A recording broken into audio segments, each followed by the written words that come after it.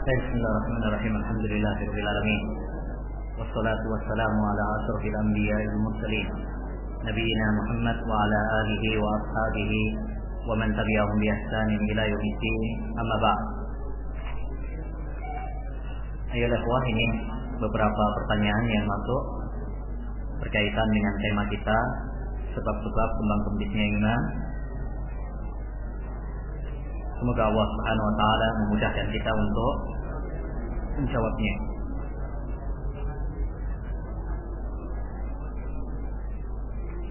Baik, ada pertanyaan, bagaimana menafsirkan Al-Qur'an? Apakah dengan menafsirkan dengan ayat yang lain atau dengan hadis?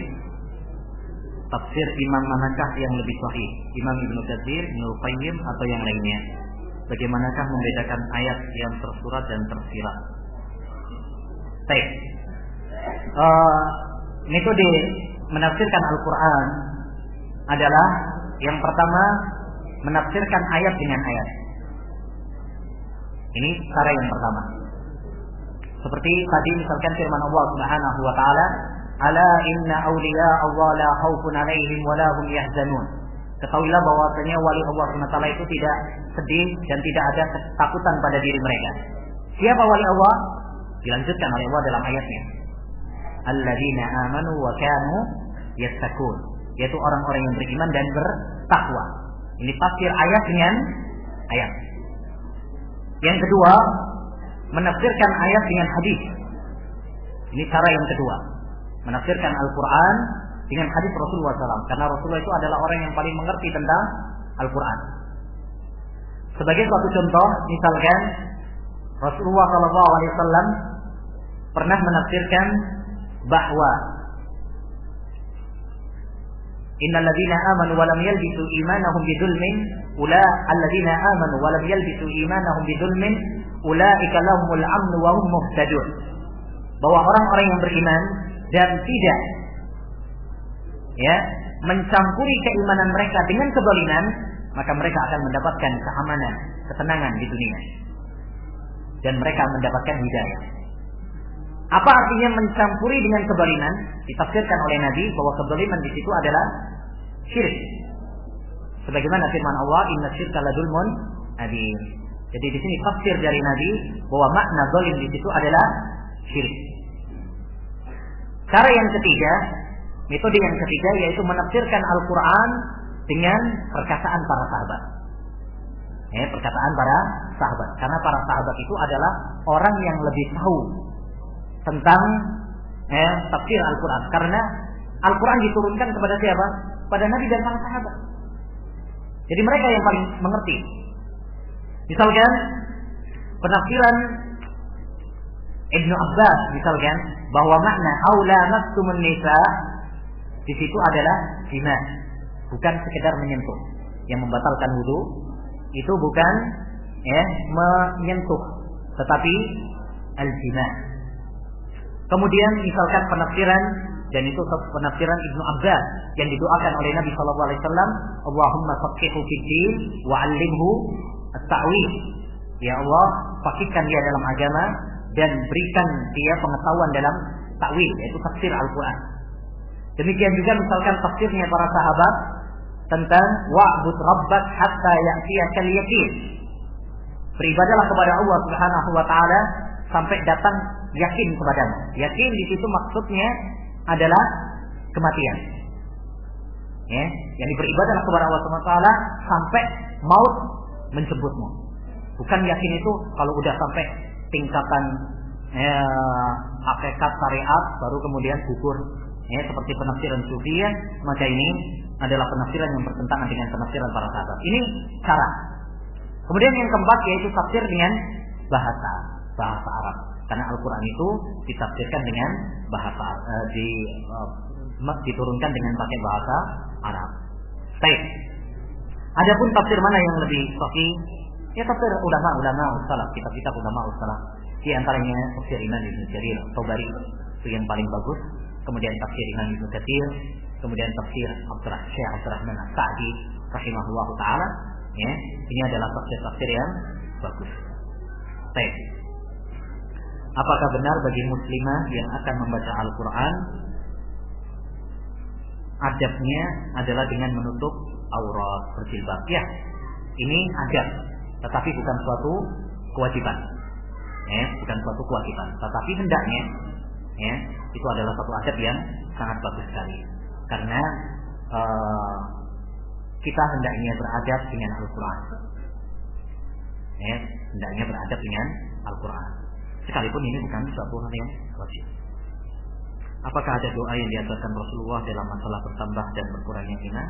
Ya, Rasulullah SAW sering, Allahumma ya muqallibal qulub, tsabbit qalbi ala dinik, atau Allahumma ati nafsi taqwaha wa zakkiha anta khairu man zakkaha.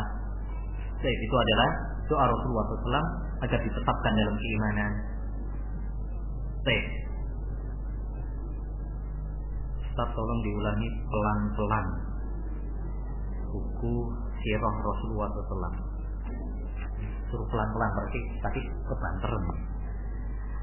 Judulnya apa? Penerbitnya siapa? Kalau penerbitnya yang buku bahasa Arab saya hafal, tapi kalau buku bahasa Indonesianya saya nggak hafal.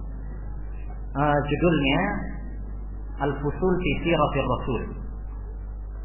Judul aslinya karya Al-Imam Ibnu Katsir rahimahullahu taala. Ini adalah buku sirah yang terbaik, sebagaimana dikatakan oleh Syekh Hamad Al-Ansari,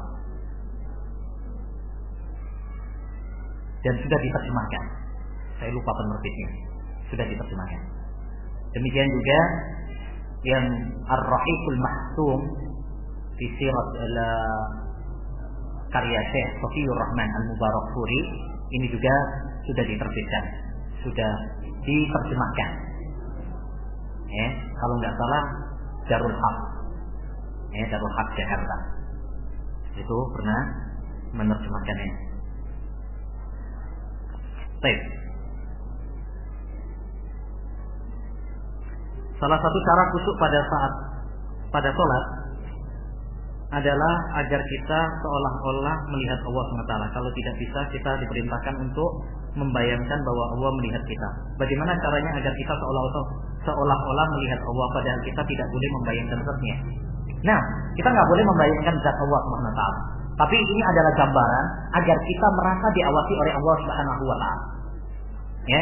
Seorang yang merasa diawasi sama yang tidak merasa diawasi tentu beda. Seorang bekerja bangunan, kalau diawasi oleh, ini walillahil mathalul a'la, bagi Allah SWT permisalan yang paling tinggi.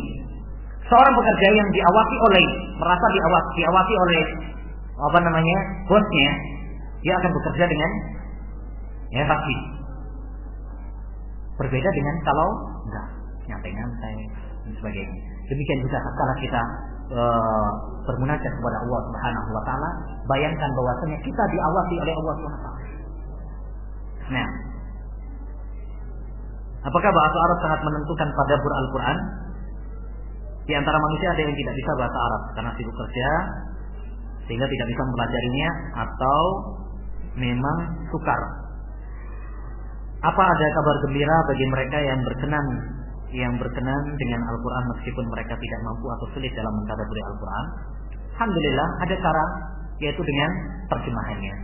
Ada Al-Quran, kita baca terjemahannya. Demikian juga bisa dengan tafsir terjemahan juga sekarang sudah ada. Tafsir As-Sa'di sudah diterjemahkan, tafsir Ibnu Katsir sudah diterjemahkan. Jadi kalau memang tidak bisa bahasa Arab, maka bisa dengan apa? Terjemahannya. Namun kalau tadi dikatakan apakah bahasa Arab itu sangat menentukan untuk tadabbur Al-Quran? Iya. Karena dalam bahasa Arab terdapat rahasia-rahasia yang tidak terbabatkan dalam bahasa yang lain. Karena ada keunikan-keunikan dalam bahasa Arab. Makanya dalam bahasa Arab itu terdapat balaghah, keunikan. Makanya Allah memilih Al-Quran dengan bahasa Arab yang tidak terdapat di dalam bahasa-bahasa yang lain. Dan ini sangat menentukan di dalam kita mentadabburi Al-Quran. Banyak sekali hikmah-hikmah, rahasia-rahasia di balik Allah Subhanahu wa taala menggunakan lafaz-lafaz di dalam bahasa Al-Quran.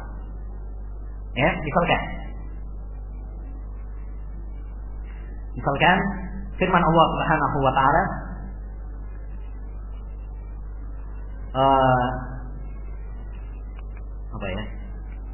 yang menunjukkan tentang balaghah Al-Qur'an, yang menunjukkan keajaiban Al-Qur'an. Misalkan firman Allah tentang al-qisas, hukum qisas.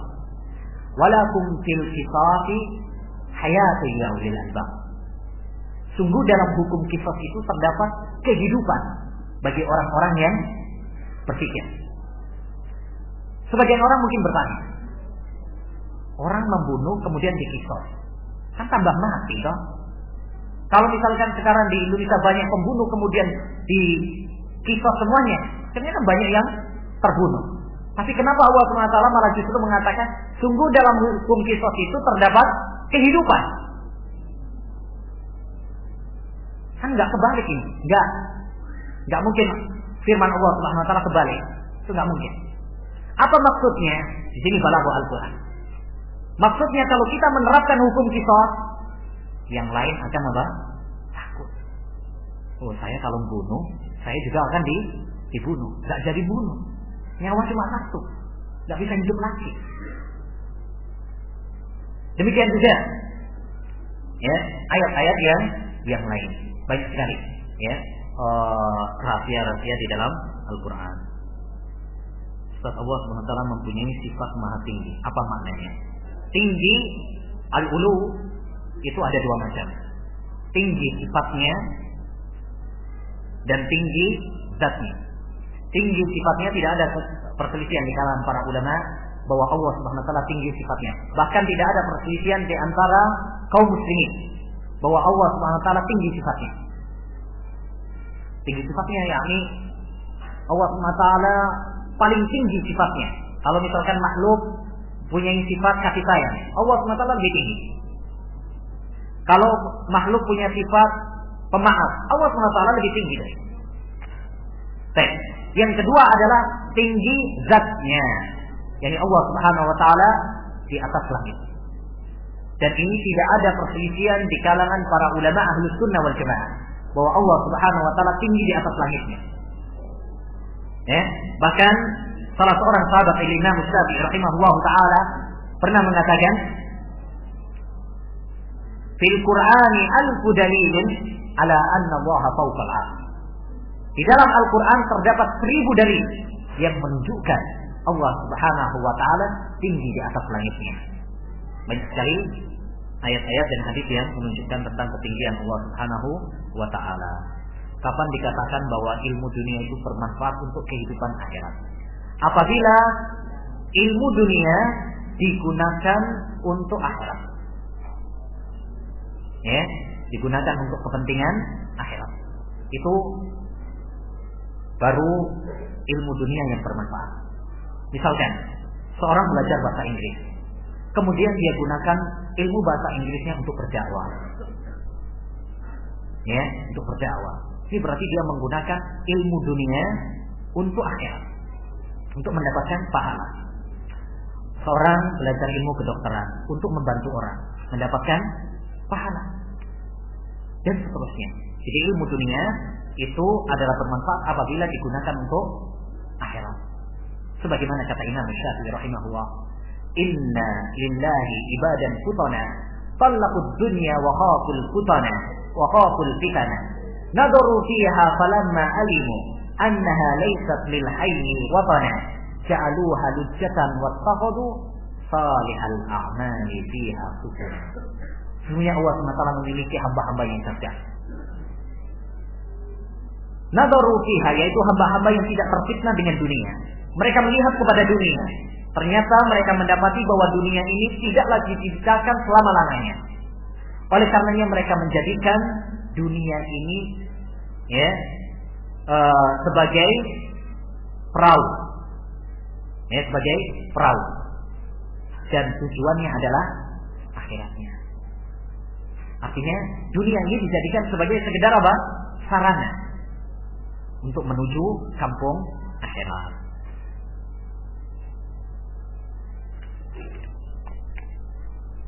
Apakah kuliah itu termasuk ibadah? Yang menuntut ilmu, ya, tergantung kuliahnya. Kalau iya, apakah itu termasuk bid'ah karena Nabi Muhammad SAW tidak pernah mencontohkannya? Dulu pada zaman Nabi juga nggak ada mikrofon.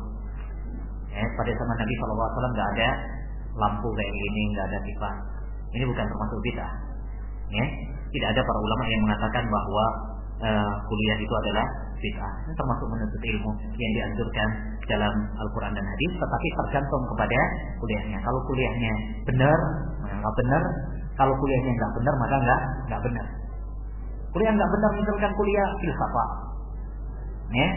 Nah, apakah patut dihindari teman kos yang banyak berbuat maksiat? Jika sekiranya kita bisa menghindari maksiat-maksiat yang dia lakukan, ya, seperti tadi sudah saya singgung bahwa termasuk yang dapat menggerogoti iman dan dapat mengurangi iman adalah teman yang jelek. Teman itu sangat berpengaruh. Rasulullah SAW bersabda, "Al-mar'u ala dini khalil, falyanzur ahadukum man yukhalil." Seorang itu berdasarkan agama temannya. Oleh karenanya hendaknya di antara kalian melihat dengan siapakah dia berteman. Hendaknya kita berteman dengan orang-orang yang baik. Jangan berteman dengan orang-orang yang jelek karena terpengaruh. Kalau penyakit saja ada yang namanya penyakit menular, demikian juga akhlak yang jelek itu menular. Makanya kadang kita dapati ada seorang pemuda, anak sekolah yang lugu, nggak ngerti apa-apa pertamanya.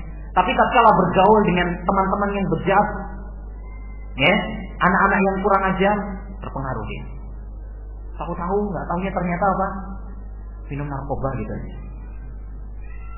Kenapa? Pergaulan yang salah. Nah, apakah arti dari adil dan dasarnya? Sebutkan dalilnya. Ujian ya.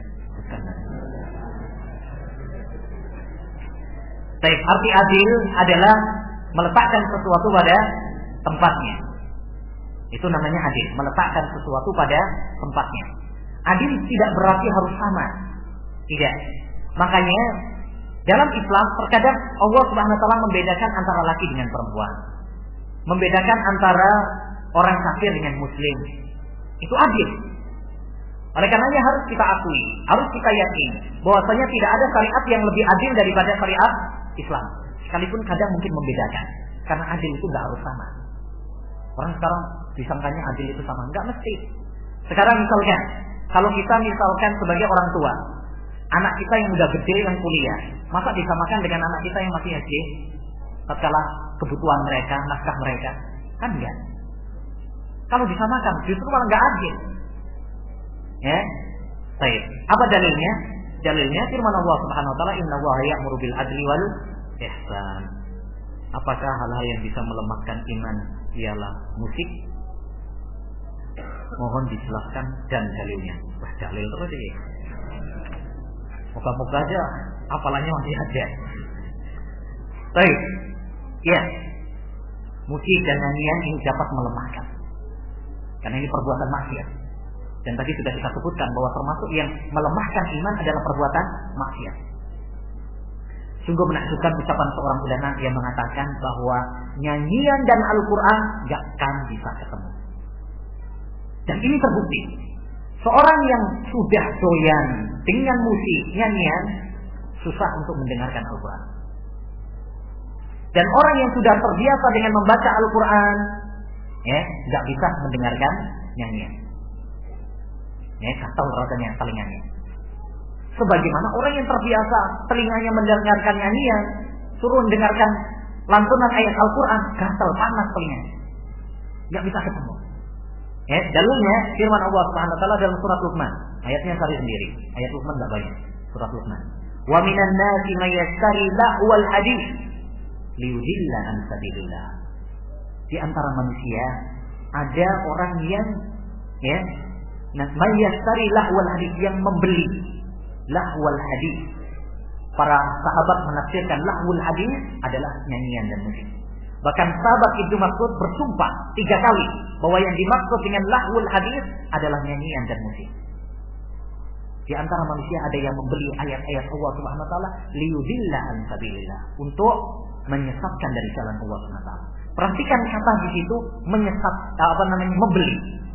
Yang namanya membeli itu adalah ada timbal balik, kan gitu. Saya punya uang, penjual punya barang, saya ganti. Demikian juga dengan musik. Seorang seakan-akan menjual musik tersebut, ayat Al-Quran dan ayat Al-Quran diberikan, kemudian dia mendapatkan musiknya. Nggak bertemu, nggak bertemu. Baik. Kalau orang melakukan amal dengan niat dan hati yang baik, tapi amalannya tidak dilakukan, amalan yang dilakukan itu tidak syar'i, bagaimana? Tidak diterima oleh Allah SWT. Karena syarat diterimanya amal itu ada dua. Yang pertama ikhlas, yang kedua adalah mutaba'ah, sesuai dengan tuntunan Rasulullah Sallallahu Alaihi Wasallam. Apakah bersantai-santai, bercanda, jalan-jalan itu juga bisa menurunkan iman? Kalau sekedarnya bercanda, maka kalau sekedarnya, maka tidak mengapa, karena itu perkara yang mubah, asal tidak melampaui batas. Dan ingat bahwasanya setan itu menggelincirkan kadang-kadang dengan perkara yang mubah, kemudian kebablasan.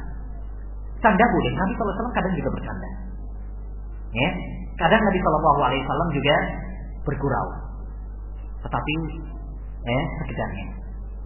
Dan hendaknya kita meniatkan dalam canda kita adalah canda untuk ibadah. Kok bisa? Seorang bapak misalkan bercanda dengan anaknya, dengan istrinya, bercanda untuk apa? Untuk menyenangkan mereka, ibadah. Bercanda dengan istri, dengan anak itu ibadah. Rasulullah SAW bercanda dengan Hasan Husain. Ketika beliau bayi, Rasulullah SAW mengulurkan lidahnya. Apa bahasa Jawanya? Kayak gitulah. Nah, apa kategori batasan tertentu hingga seorang dikatakan cinta dunia? Kalau sampai dia mengutamakan dunianya, melalaikan akhiratnya. Adapun apabila hanya sekedar mencari dunia untuk kepentingan akhirat, maka tidak mengapa.